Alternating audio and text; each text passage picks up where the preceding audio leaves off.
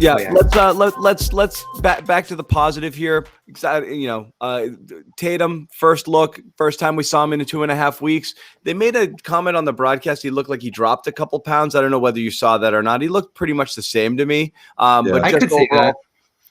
Overall thoughts on how he played. Kind of looked like any game ever, right? Yeah. Not his best game ever, but like just kind of looked normal.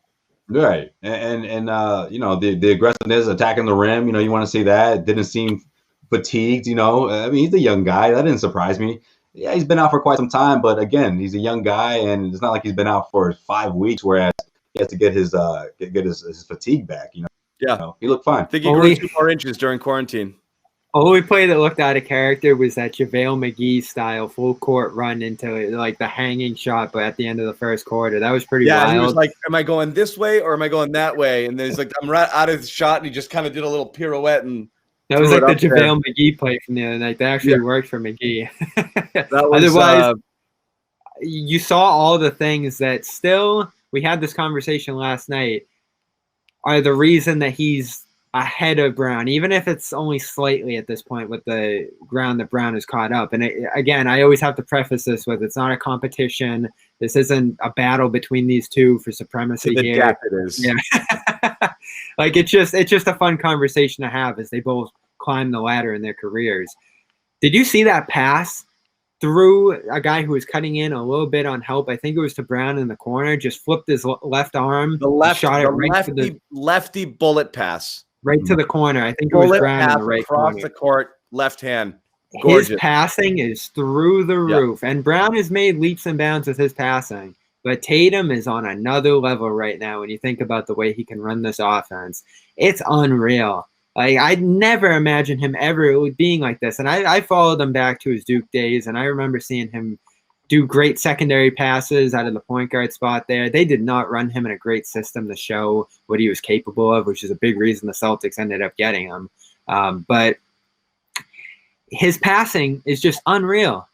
It just blows me away every single game when he makes a pass like that, a play like that. And I just never, ever imagined him being there, never mind, 4 years into his career.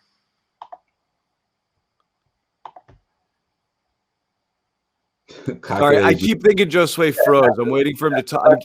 No, I was reading what Mitchell. Shut up, John. I'm giving the Wi-Fi a second to kick in before I start talking. So that's usually what we see. It's like he's just waiting for us to finish. And I was like, oh, crap, he's frozen again. Should I talk? No, that was 35 minutes ago, guys. Come on, man. Yeah. What were you reading? Anything good? I'm reading what Mitchell had to say here because I like the way he put that. Yeah, he looked calculated, whereas, but remember when he used to be more hurried and the sloppy Tatum, the first week of the bubble / the, what was it, the beginning, the one W season? Yeah, or playoffs. Oh, so you mean the first game of the bubble when he was just all over the place? Everyone wanted him there, yeah. No, but I'm thinking the playoffs too when he was turning it over a bunch. And they were forcing the issue on him being that passer because the upside was there for him to run that offense. And if a guy's showing that potential, Brad Stevens is the one who's going to push him. He's not going to put a cap on that. But I did think there were games where his turnovers undermined them in the Toronto series, then especially in the Miami series. I haven't looked into the numbers too much on him as a passer this year and the turnover rate and all that stuff, but I didn't see it tonight. Just 2 in 31 minutes. That's perfectly fine. And I think he's had quite a few games this year where he's, 3, maybe 4. It's not the end of the world if he's running the offense at a high rate like he was tonight. And Smart was doing the brunt of the work tonight, certainly. They got Tatum off ball a little more. I thought the early periods of this game, you did see Tatum just kind of driving himself into a pile of people at the rim and seeing what happened. A little bit. But by the end of the game, he was himself. Great reverse layup, scored a fadeaway shot, hit a 3 from the left wing, and then those are the things I want. Those are the things that, for some reason, drive me crazy. Tatum, it's unfair how we judge Tatum. We hold him to such a high standard. I still get nuts when he does that. When he just kind of dribble into nowhere land. There's nothing there, but he's already determined that he's going to shoot. That's probably the biggest hole left in his game. Yeah. His play around the rim. He's made up his mind. I'm going to take this shot. And even if it's not there and he didn't get his guy to bite and he's forced into a terrible shot and he still does that from time to time. Does he get a bad whistle? What's that? Does he get a bad whistle in those spots? I don't know. I mean, like he doesn't get calls. That's why he doesn't get a foul, because I feel like he's forcing the issue, and then he'll look He at the doesn't get ref. a foul because he complains after everything, and the refs hate him. Yeah.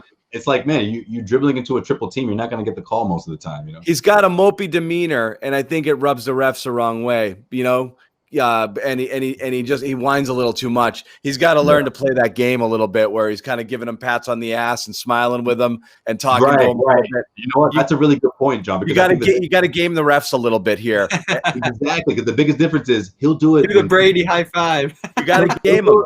He'll do it when things aren't going his way, and then he'll do it when he's on. And I'm like, wait a minute, you got to pick one here. You can't always give crap to the refs, because then you're not going to. Come on, man! You got to make it a little bit of a joke, running joke with them. You can't. Yeah, and then every single.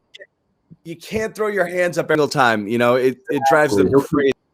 He'll convert back-to-back three-pointers, and then he'll make a layup with a little bit of contact, and then he'll go off of it. I'm like, hey, things are going your way, man. Just go with it, you know? It's a communication thing, too. I might be mistaken if it's him, but I feel like Pierce used to have more of a relationship with the refs. Like, he'd know their names. He'd talk to them pre-game.